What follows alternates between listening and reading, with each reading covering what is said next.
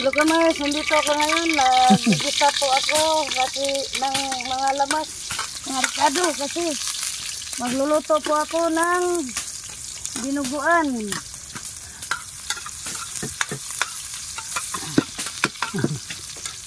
Kasi magandang hapon po sa inyong lahat. Widis Wabi Vlog. Shout out sa inyo. Ate Milanis TV, Farmer Boy TV at kay Nura T Vlog. Hello, shout out sa inyong lahat. Ito po ako ngayon, magluluto ako ng dinuguan. Ayan. Lamang loob po ito ng baboy at iluluto ko po. Ang tawag dito ay dinuguan sa Tagalog.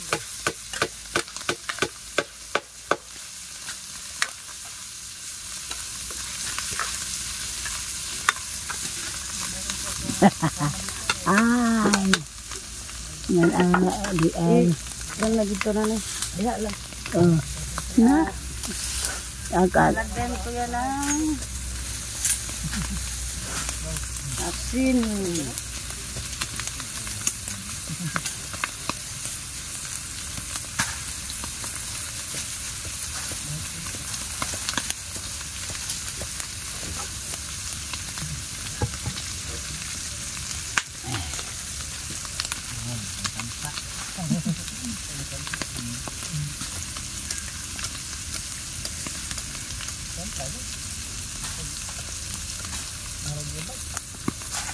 Kaya lagyan natin ng asin.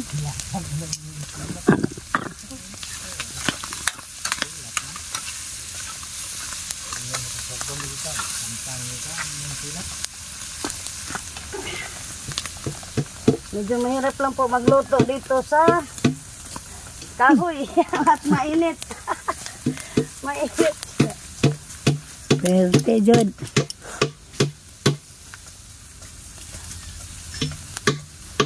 At lalagyan po natin ito ng suka para mas lalong sumarap. At isang kupsa po natin ito hanggang sa lumambot lalo ang karne. Lagyan natin ng suka. Kasi mas masarap ang dinuguan nga maraming suka.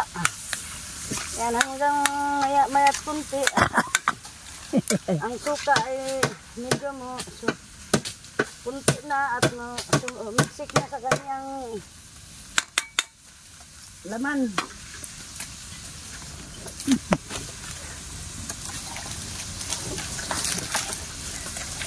At pinakahuli na po natin ilalagay mamaya ang dugo.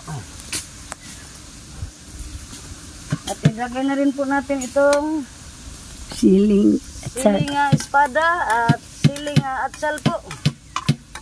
Para mas lalong sumarap ang ating dinuguan. At patuyuin lang po ito ng suka. Pag tuyo na po siya, ibig sabihin po, pwede nating ilagay ang ating dugo maya-maya kunti kasi malambot na po yung mga lamang loob ng baboy kasi pinakuluan ko na ng mabuti kanina at tatakpan muna natin. Masarap yan. Look kamers, nilagay na namin ang dugo ng baboy. Ito na.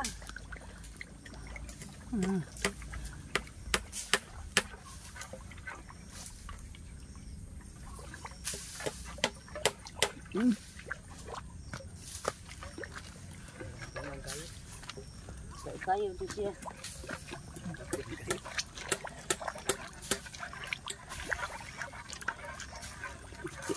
Tingog mong kaha, kagit-kit.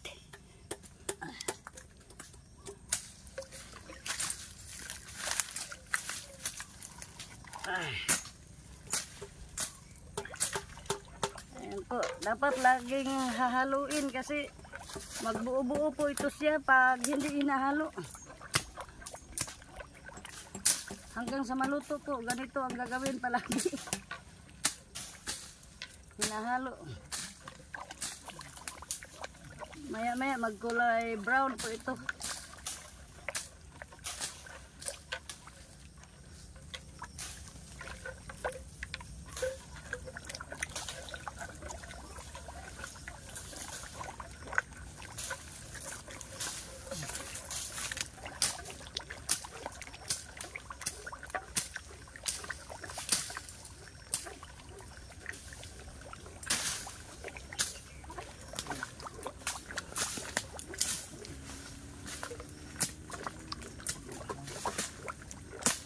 Di man ka makita kayo ang kaha ra importante. Kahalay ulit. Ah. Kaha ino. Ayan, medyo brown na po siya. Ay di og dili og kayo day. Di maluto. Maluto siya pero tibugol. Ah. Ang dugo niya hindi lasaw, medyo lasaw.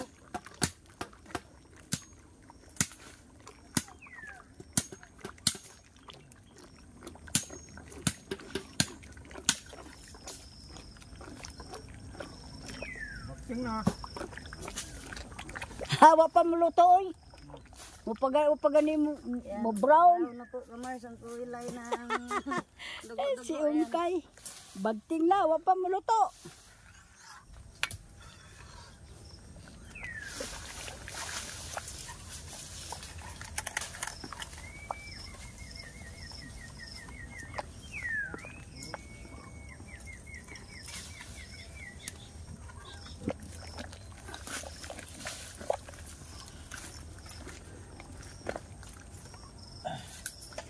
At kung minsan nagluluto kami ng dugo-dugo nga puro laman ng baboy at medyo may taba ng kunti at malapot. Pero ito lamang loob kasi ito at ang dugo nila medyo malabnaw. Kaya hindi ganong malapot itong dugo-dugo nga niluluto ko ngayon. Dinuguan nga niluluto ko. Hindi gano'n siyang malapot. Kasi yung dugo, yung malabnaw.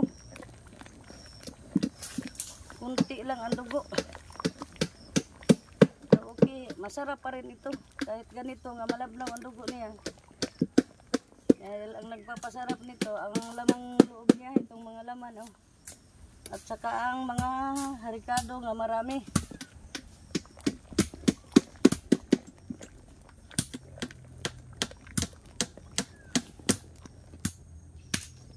Di na siyan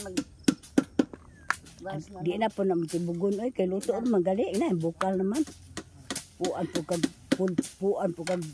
ukay hantod. takpan natin. Buyag Yung kalat dito. Ito na kamars, hello kamars, luto na ang aming dinuguan. Ayan po, medyo malabnaw lang siya ng kunti. Gawa nung dugo po nga nabili ko sa palengke kanina kasi araw ng palengke kanina medyo na po. Hindi na ganong malapot. Ayan. Pero okay pa rin po siya. Hindi man siya ganong tuyo. Pero okay pa rin po. Masarap rin tong ganito. Hindi ganong tuyo. Yung tamang-tama lang, may sabaw-sabaw, kunti po. At luto na po siya. O, pwede na tayong kumain mga kamars. At ito, may isang galon nga. Tuba. Ayan, kamars. Ayan, tuba. Isang galon yan. At pwede i-partner dito sa dinuguan. Ayan, luto na ito siya. Ayan, masarap na siya. Pwede na itong ipari sa, ayan, inumin. Coconut wine. Coconut wine, masarap yan, matamis.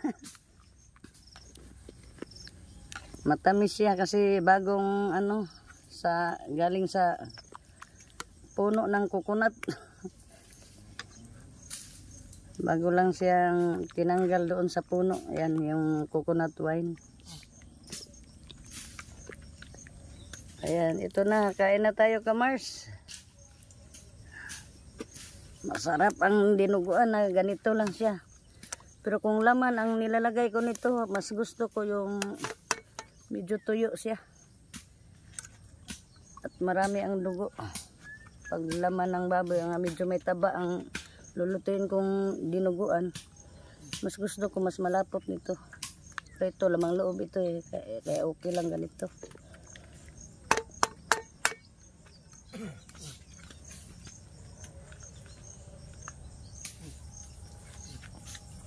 At yun, maya konti. Ayan sila. Ayan, painumin ko yan ng tuba. Coconut wine pagkatapos nila manghagpas. Pagkatapos nila magtabas doon. Ito si nanay, kumakain ng bayabas na matigas. At yun sila. Nilalagyan na nila ng box ang poste ng ang bahay kubo nga aming pinapagawa. Ayan na, ayan ang box nila. Ayan. Ayun pa ang isa.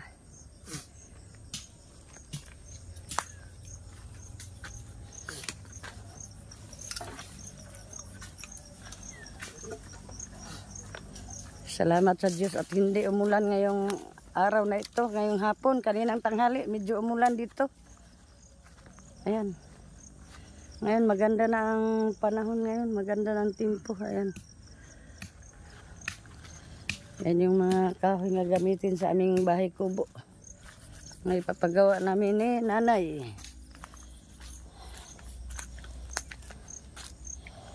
Ay, ito na. Pwede lang kumain ito.